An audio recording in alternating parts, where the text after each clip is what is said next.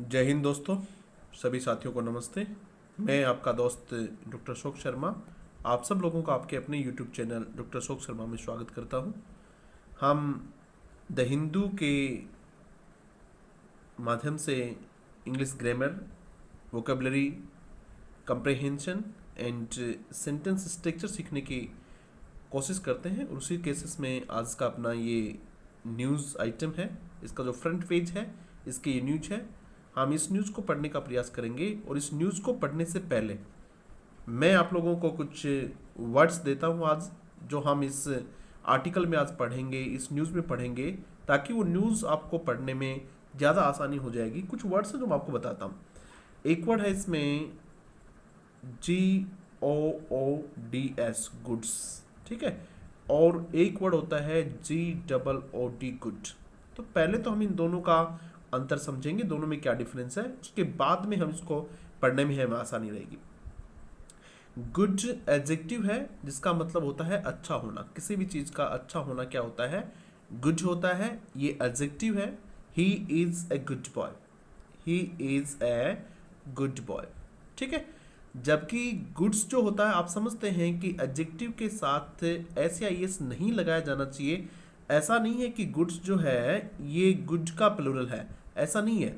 Goods अलग word है और जो गुड्स है GOODS, गुड्स, ये एक नाउन है और ये इसी फॉर्म में होता है, ठीक है। अनकाउंटेबल नाउन होता है गुड्स, जिसके साथ एस लगा ही रहता है। इसका मतलब होता है सामान। कोई भी चीज़ हम लेते हैं उसको क्या कहते हैं? गुड्स कहते हैं, ठीक है। जिस तरीके से कई बार अपन ट्रक वगैरह होते हैं उनके सामने लिखा होता है गुड्स कैरियर। क्या लिखा होता है? गुड्स, CARRIER, गुड्स कैरियर लिखा होता है। तो वे गुड्स यानी सामान को ले जाने वाले व्हीकल्स जो होते हैं उनके साथ गुड्स कैरियर लिखा होता है। एक वर्ड होता है CARER और एक वर्ड होता है CARRIER। ये कैरियर होता है, जो आप जिससे कैरियर बना रहे हैं वो कैरियर है अपना, ठीक है। और ये कैरियर ले जाने वाला, क्योंकि ये जो कैरियर बनता है CARRY, कैरी वर्ब से बनता है और कैरी वर्ब का मतलब होता है ले जाना और वाई हटा के आई या कैरियर ले जाने वाला, ठीक है। तो एक तो हम देखेंगे आज में, क्या देखेंगे? गुड और गुड्स के बीच में डिफरेंस, ठीक है। गुड्स एक वर्ड आएगा आज तो आप समझ जाएंगे गुड्स का मतलब क्या होता है। सामान होता है, आर्टिकल्स होते हैं, ठीक है। दूसरा हम पढ़ेंगे एक FIRM, फर्म, ठीक है। एक फर्म होता है एडजेक्टिव, FIRM, फर्म। फर्म का मतलब होता है strong, STRONG, strong. Firm decision, जिस तरह से होता है firm, FIRM, firm decision, DECISION, मजबूत निर्णय। फर्म डिसीजन का मतलब क्या होता है? मजबूत निर्णय होता है, ठीक है। तो यहां ये जो फर्म है ये क्या है? एडजेक्टिव है। एक फर्म जो होता है वो नाउन होता है, FIRM, फर्म, जिसके साथ आप ऐसे भी लगा सकते हो, फर्म्स भी हो सकती हैं। फिर्म नहीं कहेंगे इसको, फर्म्स कहेंगे, ठीक है। ये होते हैं बिजनेस ऑर्गेनाइजेशंस या कंपनी जो भी होते हैं, जिस तरह से business, BUSINESS, business company, COMPANY, या फिर बिजनेस ऑर्गेनाइजेशंस जो संगठन होते हैं उनको फर्म्स कहते हैं, ठीक है। कि वो फलानी फर्म है, ये फर्म है, वो फर्म है। तो ये हो गया, ठीक है। दो चीज आज हमने समझी, एक गुड और गुड्स में डिफरेंस, एक फर्म के दो मीनिंग, एक फर्म नाउन और एक फर्म एडजेक्टिव। जब फर्म एडजेक्टिव होता है तो उसका मतलब होता है स्ट्रॉन्ग, और जब नाउन होता है तो उसका मतलब होता है बिजनेस ऑर्गेनाइजेशन जो होते हैं, वो हमने पढ़ा। उसके बाद में एक वर्ड हम देखेंगे आज इसमें, MOMENT, मोमेंट, और एक वर्ड आएगा MOVEMENT, मूवमेंट। ये जो मोमेंट होता है ये क्षण होता है, टाइम के लिए आता है, 2 क्षण के लिए, 1 क्षण के लिए, जस्ट ए मोमेंट। ये मूवमेंट होता है, मूव यानी चलना, मूवमेंट, इसका चलने फिरने से मतलब होता है। मूव से बना हुआ ये वर्ड है, मूव, मूव वर्ब है और मूवमेंट इसका नाउन है, ठीक है। उसके बाद में एक वर्ड हम देखेंगे माइग्रेंट, MIGRANT। ये वर्ड्स हम पहले आपको इसलिए बता रहे हैं कि जब न्यूज़ पढ़ेंगे, हम आर्टिकल को पढ़ेंगे तो आपको चीज़ें समझ में आएंगी। माइग्रेंट का मतलब होता है one who lives one place to another, जो एक स्थान से दूसरे स्थान पर जाते हैं उनको माइग्रेंट कहते हैं। इससे संबंधित 3 वर्ड और होते हैं। एक होता है इमिग्रेंट, EMIG, ठीक है। एक होता है IMMIG, ये मैं पहले वाले वर्ड में आपको जो हमारा आर्टिकल है उसमें मैं बता चुका हूँ, इसलिए आज इस पे दोबारा चर्चा नहीं करेंगे। उसके बाद हमें एक वर्ड है असर्ट, ASSERTD, एक वर्ब मिलेगी आपको असर्टेड। असर्टेड का मतलब होता है किसी बात को बहुत क्लियरली कहना, to say something very clearly, to say something very clearly, किसी बात को बहुत क्लियरली कहना क्या होता है, असर्टेड होता है। स्ट्रांगली किसी बात को कहना असर्टेड होता है। असर्टिव सेंटेंस भी होता है, ठीक है। एक होता है एसिम्प्टोमेटिक, ASYMPTO, सिम्प्टोमेटिक, MATIC। एक सिम्प्टोमेटिक होता है, ये उसका ऑपोजिट होता है एसिम्प्टोमेटिक, जिसमें अब कोई लक्षण नहीं बचे हों। एसिम्प्टोमेटिक कहते हैं जिसमें अब कोई लक्षण नहीं बचे हो, यानी सिम्प्टोमेटिक, एसिम्प्टोमेटिक यानी अब उसमें किसी प्रकार के कोई लक्षण नहीं, अब वो ठीक हो गया है, ठीक है। एक और देखिएगा, कॉम्प्लायंस, COMPLIANC। कॉम्प्लायंस का मतलब होता है किसी की अनुपालना करना, ठीक है, किसी को रूल को फॉलो करना, ठीक है। इसके साथ हमेशा प्रेपोजिशन विद आती है, compliance with, in compliance with आता है, ठीक है, की अनुपालना में, ठीक है। इन कॉम्प्लायंस विद ऐसा लिखा होता है ज्यादातर, इन कॉम्प्लायंस विद का मतलब की अनुपालना में। एक सेंटेंस में आपको लिख के दिखाता हूं जिस तरह से हो जाता है, in compliance with the safety rules, in compliance with COMPLIANC, in compliance with the safety rules, किसके अनुपालना में, सेफ्टी रूल्स की अनुपालना में, तो इन कॉम्प्लायंस विद हो गया, COMPLI, इन कॉम्प्लायंस विद, ठीक है। ये कुछ वर्ड थे आज के जो हम इसमें पढ़ेंगे। उसके बाद में कंटेनमेंट जोन होता है, जो रोकथाम का क्षेत्र होता है, कंटेनमेंट जोन कहते हैं। एक वर्ड और आएगा ग्रेटफुल, GRATEFUL, ग्रेटफुल, ठीक है। ग्रेटफुल के साथ हमेशा क्या आता है, टू प्रेपोजिशन आता है, ये समझाना बस आप लोग, ग्रेटफुल टू। उसी तरह से ओब्लाइज्ड होता है, OBLIGD, ओब्लाइज्ड के साथ भी क्या आता है, टू आता है। तो ये चीजें आज हम इसमें पढ़ने का प्रयास करेंगे। अब हम फटाफट इस आर्टिकल को पढ़ने की कोशिश करते हैं, आपकी चीजें अब ये आसानी से समझ में आ जाएंगी। देखिएगा, ecommerce firms cannot supply non essential goods says government. तो पहली बात तो यहां से इसको शुरू कर दो, सेज गवर्नमेंट, कौन कह रही है, सरकार कह रही है। क्या कह रही है, क्या कह रही है भी, ई-कॉमर्स फर्म्स। ई कॉमर्स का मतलब होती है जो इलेक्ट्रॉनिक कॉमर्स, जिस तरह से अमेजोन वगैरह है, फ्लिपकार्ट वगैरह है, ये ई कॉमर्स फर्म्स अभी हमने बताया कि बिजनेस ऑर्गेनाइजेशन। जो ई कॉमर्स कंपनियां हैं, कैनॉट सप्लाई, वे सप्लाई नहीं कर सकती हैं, वे आपूर्ति नहीं कर सकती हैं, किनकी, नॉन असेंशियल गुड्स की। असेंशियल का मतलब होता है बहुत आवश्यक होना, असेंशियल का मतलब क्या होता है, बहुत आवश्यक होना। नॉन असेंशियल का मतलब जो बहुत आवश्यक नहीं है, जो बहुत ज़्यादा जिनकी आवश्यकता, मतलब जो बहुत जरूरी नहीं है, जिस तरह खाने पीने का सामान को क्या कहा जाता है, असेंशियल गुड्स कहा जाता है। नॉन असेंशियल का मतलब जो उसमें गिनती में नहीं हो। गुड्स मैंने अभी आपको बताया जो सामान होता है, से गवर्नमेंट कहती है कि ई कॉमर्स कंपनियां जो हैं वो सप्लाई नहीं कर सकती नॉन असेंशियल गुड्स, अति आवश्यक जो सामान नहीं है उसकी आपूर्तियां ई कॉमर्स कंपनियां भी नहीं करेंगी, ऐसा इसमें कहा हुआ है। यानी अभी जो लॉकडाउन पीरियड है, इस लॉकडाउन पीरियड के दौरान जो ई कॉमर्स कंपनियां हैं उनको भी ये अनुमति नहीं होगी कि वो अपना बिजनेस करें और नॉन असेंशियल गुड्स की सप्लाई करें। हाँ, वो किसकी सप्लाई कर सकती हैं, असेंशियल गुड्स की सप्लाई कर सकती है, इसमें खाने पीने का सामान आता है। आगे देखिएगा, ये हम देखते हैं इसमें क्या लिखा हुआ है, MHA, ये लिखा हुआ है MHA, ministry of home affairs. MHA का मतलब क्या है, ministry of home affairs issues, ये इश्यू करते हैं गाइडलाइंस। कई बच्चे पूछते हैं सर इश्यूज क्यों आया है, क्योंकि न्यूज हेडिंग्स जो होती हैं वो किस में होती हैं, प्रेजेंट के सिंपल में होती हैं, इसलिए क्या लगा दिया, इश्यूज लगा दिया। MHA इश्यूज गाइडलाइंस, वो गाइडलाइंस जारी करते हैं किसके लिए, फॉर यानी के लिए, मोमेंट ऑफ, आने जाने के लिए, ऑफ माइग्रेंट लेबर्स। माइग्रेंट जो एक स्थान से दूसरे स्थान पर जाते हैं उनको माइग्रेंट कहते हैं। लेबरर्स जो श्रमिक हैं, विद इन द स्टेट के अंदर। MHA ने इश्यू की है गाइडलाइन किसके लिए, माइग्रेंट लेबर्स, जो प्रवासी मजदूर हैं उनके आने जाने के स्टेट के अंदर अंदर, यानी स्टेट के अंदर भी अगर वो इधर उधर से उनका मूवमेंट करते हैं तो उसके लिए भी क्या गाइडलाइंस रहेंगी, इसके लिए क्या नियम रहेंगे, उसके लिए उन्होंने गाइडलाइन जारी की है। आगे देखिएगा क्या लिखा हुआ है। ये लिखा हुआ है the ministry of home affairs. कौन सी मिनिस्ट्री? गृह मंत्रालय। The ministry of home affairs, गृह मंत्रालय, ऑन संडे, कब? संडे के दिन, on Sunday, on Monday, clarified, क्या किया गया है? उन्होंने स्पष्ट किया है। क्लैरिफाइड का मतलब स्पष्ट करना, क्लैरिफाई वर्ब थी ये, एफ वाई हटा क्या, ये क्लैरिफाइड, उन्हें स्पष्ट किया दैट की, क्या स्पष्ट किया? Supply of non essential goods, non essential goods की सप्लाई, ऑफ का मतलब की, किसकी आपूर्ति? नॉन असेंशियल, देखो ऑफ है, इधर भी क्या है? गुड्स नाउन है, और ये सप्लाई भी क्या है? नाउन। ऑफ अपनी ज़्यादातर अपनी दोनों साइड क्या लेता है? नाउन लेता है।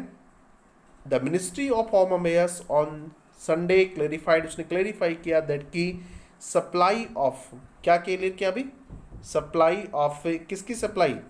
नॉन असेंशियल गुड्स के, जो बहुत आवश्यक सामान नहीं है, बाई ई कॉमर्स, किनके द्वारा? ई कॉमर्स कंपनीज के द्वारा, विल रिमेन, वो रहेगा, प्रोहिबिटेड, बैंड रहेगा, वो BANNED, वो प्रतिबंधित रहेगा। क्या रहेगा वो? प्रोहिबिटेड। प्रोहिबिटेड का मतलब क्या होता है? बैन होना, किसी चीज़ पे पाबंदी जारी रखना, वो क्या रहेगा? प्रतिबंधित रहेगा। ड्यूरिंग द लॉकडाउन, किसके दौरान? लॉकडाउन के दौरान। ड्यूरिंग क्या है यहाँ? प्रेपोजिशन है, ठीक है। ये समझ गए क्या लिखा हुआ है इसमें? वापस देखते हैं। Home, the ministry of home affairs on Sunday clarified, home affairs ministry ने, गृह मंत्रालय ने संडे को ये क्लैरिफाई किया, क्या क्लैरिफाई किया? कि supply of non essential goods, अति आवश्यक जो सामान नहीं है उसकी सप्लाई किसके द्वारा? ई कॉमर्स के द्वारा, कंपनी जो है, विल रिमेन प्रोहिबिटेड, वो अभी प्रतिबंधित रहेगा, किसके दौरान? लॉकडाउन के दौरान, ठीक है। उसके बाद देखिए, the ministry also issued guidelines, ministry ने ऑल्सो भी, ऑल्सो भी एडवर्ब है, उसने क्या इश्यू किया? The ministry also issued guidelines, उसने गाइडलाइंस जारी की, किसके लिए भी? For the movement of migrant labourers, migrant labours है जो एक स्थान से दूसरे स्थान पर लेबर्स आ गए हैं, उन लेबर्स के लिए भी, जो कहाँ रह रहे हैं? लिविंग इन, जो रह रहे हैं इन रिलीफ कैंप्स, कहाँ रह रहे हैं? रिलीफ कैंप्स में रह रहे हैं, उनके लिए भी, उनके मूवमेंट के लिए भी। वे लेबरर्स, वे श्रमिक जो रिलीफ कैंप्स में रह रहे हैं, उनके मूवमेंट भी, उनके आने जाने के लिए भी उन्होंने क्या जारी की है? गाइडलाइंस की। कहाँ जाने के लिए? टू देयर वर्क प्लेस, अपने वर्क प्लेस, अपने काम के स्थान पर जाने के लिए। देयर किन के लिए आया है? माइग्रेंट वर्कर्स के लिए, लेबरर्स के लिए, उनके कार्य के स्थान पर जाने के लिए। With in the boundaries of, किसके अंतर्गत? विद इन के अंदर अंदर, the boundaries of A state, किसी भी स्टेट की बाउंड्री के अंदर अंदर भी उनका मूवमेंट किस तरह से रहेगा, उसकी गाइडलाइंस भी जारी की हैं। इन एरियाज, उन क्षेत्रों में, वेहर, जहाँ, ये देखिए वेहर रिलेटिव प्रोनाउन है, किसके लिए आया है? ये एरियाज के लिए आया है, ठीक है। वेहर, जहाँ, वे एरियाज जहाँ the lockdown will be relaxed from April 20, उन एरियाज में जहाँ लॉकडाउन 20 अप्रैल से रिलैक्स कर दिया जाएगा, वहाँ भी उनको आने जाने की क्या गाइडलाइंस रहेंगी, ये गाइडलाइंस उन्होंने बताई हैं। द मिनिस्ट्री असर्टेड, मैंने आपको बताया था कि असर्टेड का मतलब क्या होता है? किसी बात पे पूरी क्लियर तरीके से कहना, जोर दे के कहना। मिनिस्ट्री असर्टेड, मिनिस्ट्री ने जोर दे के इस बात को कहा है that there will be no interstate movement of labourers, किसी प्रकार का इंटरस्टेट मूवमेंट नहीं होगा। इंटरस्टेट का मतलब समझ लो बेटा क्या होता है? इंटरस्टेट, इंटरस्टेट यानी स्टेट, दो स्टेट के बीच, उसको क्या कहते हैं? इंटरस्टेट कहते हैं। एक वर्ड होता है इंट्रास्टेट, INTRA, इंट्रास्टेट, ये होता है स्टेट के अंदर अंदर। एक होता है इंटरस्टेट, एक स्टेट से दूसरे स्टेट के बीच में। The ministry asserted that there will no interstate moment, कोई मोमेंट नहीं होगा इंटरस्टेट ऑफ लेबरर्स, एक राज्य से दूसरे जाने में कोई नहीं होगा, मूवमेंट, कोई आना जाना नहीं होगा। दे विल बी रजिस्टर्ड, उनका रजिस्ट्रेशन किया जाएगा, वे रजिस्टर्ड होंगे। स्क्रीन्ड, उनको स्क्रीनिंग की जाएगी उनकी। एंड दोज, और वे, हु आर, समझिएगा, और वे, देखिए जो हु है रिलेटिव प्रोनाउन है, ये आर जो वर्ब आई है किसके लिए आई है, इस दोज के लिए आई है। और वे, दोज हु आर एसिम्टोमेटिक, अभी ये वर्ड मैंने आपको पहले ही बता दिया था, जिनमें किसी प्रकार के लक्षण नहीं है, जिनमें किसी प्रकार के सिम्टम्स नहीं है, वुड बी ट्रांसपोर्टेड, उनको ट्रांसपोर्ट किया जाएगा, ले जाएगा, टू देयर प्लेसेस ऑफ, उनके प्लेसेस ऑफ, कहाँ ले जाया जाएगा अभी उनको, उनको उनके प्लेसेस ऑफ वर्क, उनको उनके काम के स्थान पर ले जाया जाएगा, प्लेसेस ऑफ वर्क, उनको उनके काम के स्थान पर ले जाया जाएगा। बाय इंश्योरिंग, ये निश्चित करते हुए, बाय असर्टेनिंग, इस बात की पूरी निश्चित करते हुए, इंश्योर का मतलब तो किसी चीज़ को निश्चित करना, ये निश्चित करते हुए, क्या निश्चित करते हुए, सोशल डिस्टेंसिंग मेजर्स, जो सोशल डिस्टेंसिंग मेजर्स हैं उनको निश्चित करते हुए, सोशल डिस्टेंसिंग के जो मापदंड हैं, मेजर्स हैं, उनको निश्चित करते हुए, उनको पूरा करते हुए, उनको एक स्थान से दूसरे स्थान पर ले जाया जाएगा, यानी उनको अपने स्थान से कार्य स्थान पर ले जाया जाएगा। The relaxation will not be apply, relaxations जो है, रिलैक्सेशंस आप सब जानते हैं, छूट जो है, रिलैक्सेशन, छूट, रिलैक्सेशंस विल नॉट अप्लाई, ये अप्लाई नहीं होंगे टू हॉट स्पॉट्स, किन पे, हॉट स्पॉट्स पे। हॉट स्पॉट का मतलब जिन स्थानों पर, द एरियाज, वे जगह जहां कोरोना वायरस बहुत ज़्यादा फैला हुआ, वो हॉट स्पॉट कहे जा रहे हैं। और कंटेनमेंट जोन्स, और कंटेनमेंट जोन्स का मतलब होता है जो रिस्ट्रिक्टेड जोन्स हैं। कंटेनमेंट का मतलब होता है नियंत्रण करना, कंट्रोल करना, बाधित, प्रतिबंधित करना, रिस्ट्रिक्शंस लगा देना। तो कंटेनमेंट जोन से हैं जहां रिस्ट्रिक्शंस लगाए हुए हैं, रिस्ट्रिक्टेड एरियाज है ये। कंटेनमेंट जोन्स का मतलब क्या है, रिस्ट्रिक्टेड एरियाज जो हैं उन एरियाज में ये अप्लाई नहीं होंगे, रिलैक्सेशन अप्लाई नहीं होंगे हॉट स्पॉट्स में, कंटेनमेंट जोन्स में। And public transport will remain prohibited, और पब्लिक ट्रांसपोर्ट में आप सब जानते हैं, पब्लिक ट्रांसपोर्ट जिस तरह से बसेस वगैरह जो है, विल रिमेन प्रोहिबिटेड, ये भी बैंड रहेंगी। कब तक रहेंगी, टिल May 3, टिल प्रपोजिशन है, May 3 आप जानते हैं, 3 मई तक इनको भी क्या रखा जाएगा, प्रतिबंधित रखा जाएगा, यानी इनके ऊपर चलने पर भी कोई परमिशन नहीं होगी, ये भी अलाउ नहीं होंगे। उसके बाद देखिएगा, ऑन अप्रैल 15, ऑन का प्रयोग किया हुआ है, दिन दिनांक से पहले उनका प्रयोग करते हैं। On April 15 the MHA, ministry of home affairs, had revised, उसने अपनी रिवाइज्ड की थी, यानी उसने चेंज किया था। रिवाइज का मतलब क्या होता है, चेंज करना, उसने वापस से उसको बनाया था, रिवाइज्ड इट्स के लिए से आया अभी, MHA के लिए है, मिनिस्ट्री ऑफ होम अफेयर्स के लिए क्या है, इट आया है। The MHA had revised it guidelines, it's, इसने अपनी गाइडलाइंस, देखो इट में भी मैं आपको समझाता हूँ, दो चीज़ें होती हैं, एक होता है इट अपोस्ट्रोफी एस, और एक होता है इट्स, ठीक है। ये जो इट्स है इसका मतलब होता है ऑफ इट, इसका, ठीक है, ये पॉजेसिव है। ये जो अपोस्ट्रोफी एस लगाया हुआ है ये पॉजेसिव नहीं है। बाकी पॉजेशन के लिए क्या करते हैं, अपोस्ट्रोफी एस लगाते हैं, जिस तरह से राहुल्स लगाते हैं, RAHULS, राहुल्स लगाते हैं, तो राहुल का। लेकिन ये इट के साथ लागू नहीं होता है। जब कभी भी आप लोगों को इस तरीके से मिल जाए, मानो ये इट अपोस्ट्रोफी एस मिल जाता है, तो इसका मतलब होता है इट इज, हमेशा ही इसका मतलब इट इज होता है, और इट्स ये होता है, ठीक है। तो यहाँ कौन सा देखो इट्स काम में लिया हुआ है, ये काम में लिया हुआ है इट्स, तो ये इट्स का मतलब ये।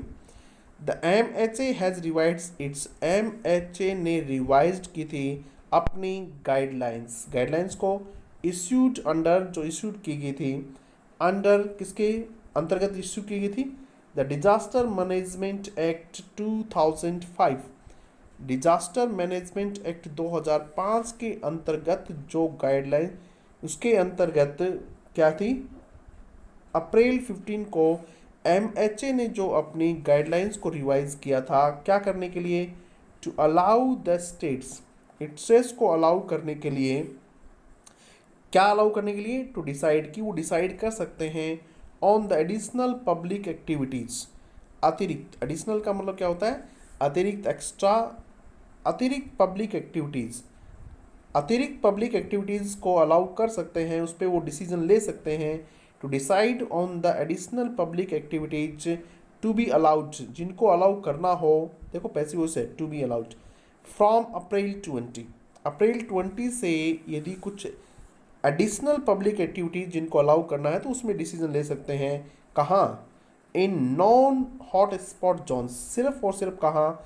नॉन हॉट स्पॉट जोन्स में। ऐसा नहीं है जो हॉट स्पॉट जोन्स हैं उनमें तो नहीं है, लेकिन जो नॉन स्पॉट एरियाज हैं उनमें state governments were allowed to take their own decision, अपना खुद का डिसीजन ले सकते हैं, ऐसा उन्होंने रिवाइज गाइडलाइन से बताया था।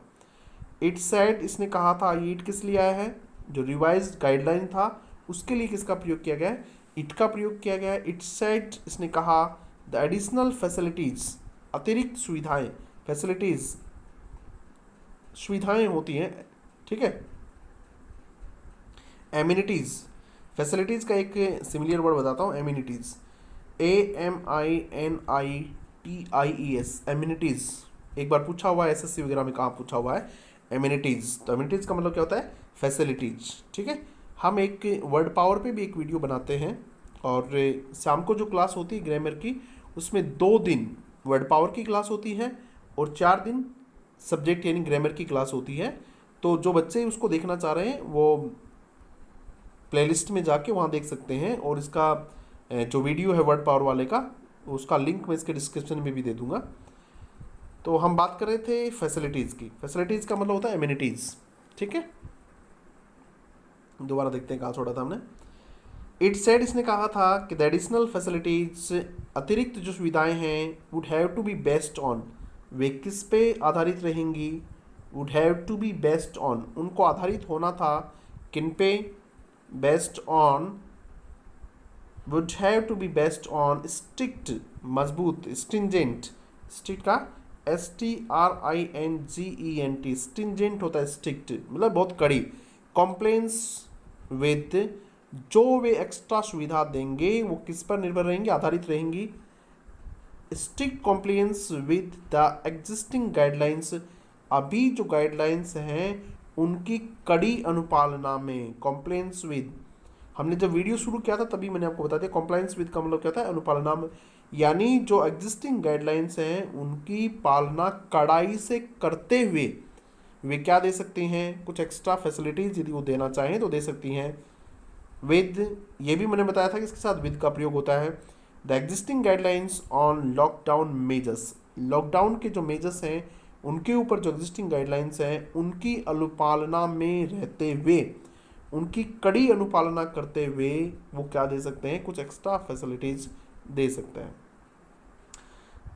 As per the April 15 order, किसके अनुसार? एज पर, एज पर का मतलब के अनुसार, according to. As per the April 15 order, e commerce companies, e commerce जो कंपनीज हैं एंड व्हीकल्स, और उनके जो वाहन हैं, यूज्ड बाय देयर ऑपरेटर्स, और व्हीकल्स जो उनके ऑपरेटर्स के द्वारा काम में लिए जाएं, किनके द्वारा? ई कॉमर्स कंपनीज के द्वारा। हैड बीन अलाउड, उनको अलाउ किया गया था, but it was not specified, लेकिन ये स्पेसिफाइड नहीं किया गया था, इस बात को स्पेसिफिकेशन रूप से नहीं कहा गया था, यानी बिल्कुल क्लियर नहीं किया गया था। इफ़ इट वॉज अप्लीकेबल, देखो ये इफ़ यहाँ जो आया है, ये जब आप लोग कोई भी सेंटेंस लिखते हैं नरेशन का, तब इफ़ कंजक्शन आता है आगे वाला सेंटेंस जब आपका इंटरोगेटिव होता है। एक सेंटेंस लिख के दिखाता हूँ आप लोगों को, तब आप इसको ठीक से समझोगे। जिस तरह के राहुल आस्क्ड मी, या Rahul said to me, Rahul मुझसे कहा, are you going to Jaipur, मानो ये है are you going to Jaipur, तो अब इसका क्या बनाओगे आप? आई आस्क्ड लिखेंगे, आई आस्क्ड, या फिर आई आस्क्ड राहुल, ये होता है। तो आई आस्क्ड राहुल, ठीक है। अब यहाँ कंडीशन क्या लगाओगे? इफ लगाओगे।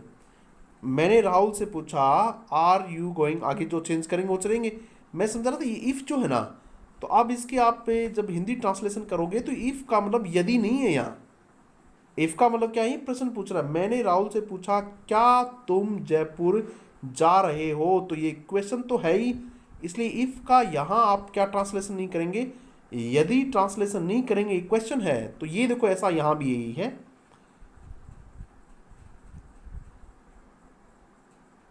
As per companies had been allowed, कहाँ छोड़ा था भाई हमने, ये देखिएगा, operators had been allowed but it was not specified, लेकिन स्पेसिफाइड नहीं किया था इफ, यदि नहीं कि क्या, it was applicable to items other than essentials, कि ये स्पेसिफाइड नहीं किया गया था कि क्या ये अप्लीकेबल है, क्या ये लागू होगा टू आइटम्स, उन आइटम्स पे भी, अदर देन असेंशियल्स, जो बहुत आवश्यक हैं, उन सामान के अलावा भी ये लागू होगा या नहीं होगा, ये क्या नहीं किया गया था, स्पेसिफाइड नहीं किया गया था। तो ये जो इफ़ का प्रयोग हमने समझा है, ये आप समझ लें, आपको ट्रांसलेशन करने में बड़ी दिक्कत देगा। यदि आप यहाँ यदि करेंगे तो फिर ये समझ में नहीं आएगा, सेंटेंस क्या है क्या नहीं है, बिल्कुल समझ में नहीं आएगा। ठीक है, अब आगे अपन देखते हैं। ऑन संडे, संडे को the MHA ministry of home affairs wrote to the states, किनको लिखा भाई, राज्यों को लिखा, क्या लिखा, टू एक्सक्लूड, एक्सक्लूड का मतलब होता है अलग करते हुए, एक्सक्लूड का मतलब क्या है, अलग करते हुए। एक वर्ड होता है इंक्लूड, INCLUD, इंक्लूड शामिल करते हुए, एक एक्सक्लूड शामिल नहीं करते हुए। To exclude the e commerce category, e commerce category को हटाते हुए, फ्रॉम द रिवाइज्ड गाइडलाइंस, कहाँ से, रिवाइज्ड गाइडलाइन से उसको हटाते हुए, ऐसा उन्होंने लिखा।